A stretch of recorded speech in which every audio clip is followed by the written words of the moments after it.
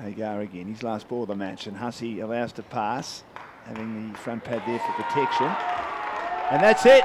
That is it. With 1 over Justin, can you reflect on a season where you've had 2 firsts and a tight second, I suppose?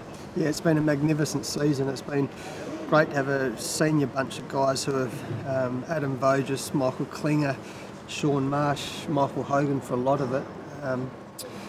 Really senior players who have allowed us to play some really good young kids as well. So not only have we got some great results collectively, but there's been some it's really exciting for the future of West Australia and Australian cricket that we're producing such good young players.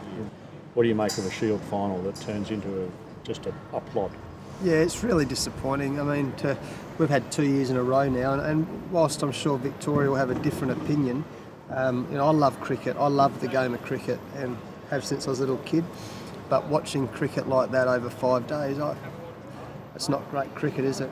Where you basically arrive and you know that it's going to be almost impossible to get 20 wickets to win the game on a one-day wicket in a neutral venue.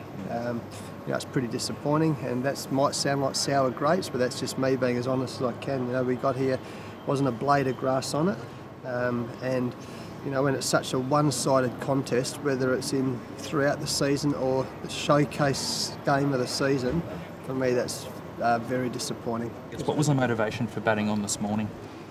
Well, we were hopeful that there was 2 sides of it. Is one that we felt that if we got a few more runs, then it'd take Victoria would have to just go defensive all day, and we were expecting the wicket to deteriorate a lot more, perhaps spin, and we saw a couple kept a little bit low, but it was so slow that it made it almost impossible to get those wickets. So it was a grind in the first innings. We saw it when we batted yesterday, albeit we played very positively. It's very hard to get 6 wickets to fall in the last 2 days.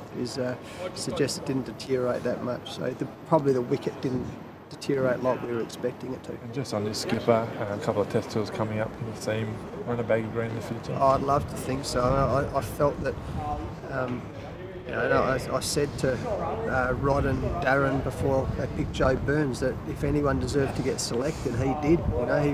He just got a back-to-back hundreds in a Shield game. He's got 1,300 and something runs this year. He's a fantastic person. He's done well in international cricket before. He's had a great year.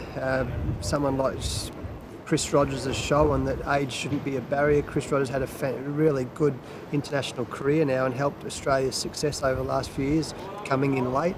So I think Adam Voges has to get selected for if not the West Indies, the Ashes tour, that's for sure.